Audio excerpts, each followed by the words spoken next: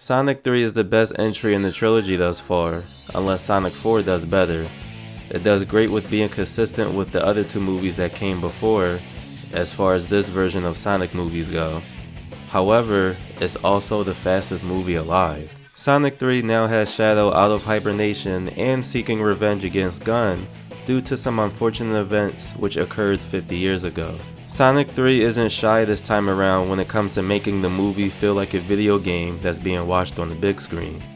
The focus on our favorite animals from another world is more present here than before, the references to the video games are much more on the nose, and the movie leans more into its kiddie/video game cutscene humor. The movie also successfully captures the feeling of transitioning from point A to point B, which is reminiscent of how the classic Sonic video games were. As far as the Shadow stuff in this movie goes, Shadow was really amazing. Every time he's on screen you could just feel his presence and his emotion, and he always manages to outshine the rest of his cast. And he also does a lot of cool stuff.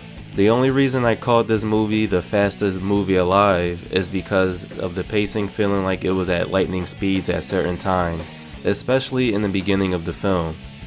Now this helped the movie a bit because we got introduced to the Shadow stuff right away, which was perfectly paced when it came to those scenes.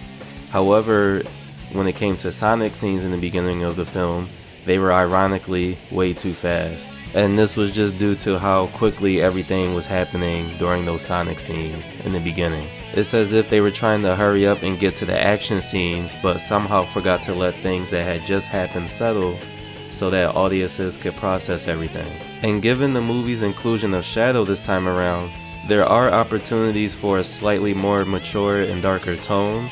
However, the film seemed overly cautious about exceeding its PG rating.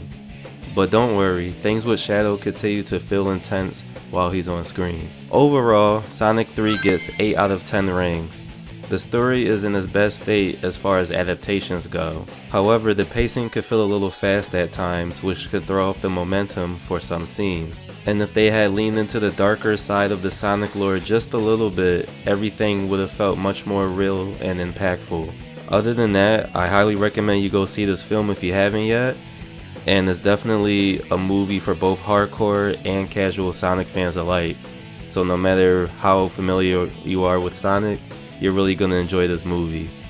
And it's really going to feel like you're playing a video game on the big screen. And that's going to wrap up this review of Sonic 3. If you did get a chance to see the movie before this video, let me know what you think about it in the comment section below. Did you like it? Did you not like it? Or what would you have done if you were making a movie? And like always, be sure to hit that like and subscribe button along with the notification bell so you can know when I make more videos, and I'll catch you guys on the next one.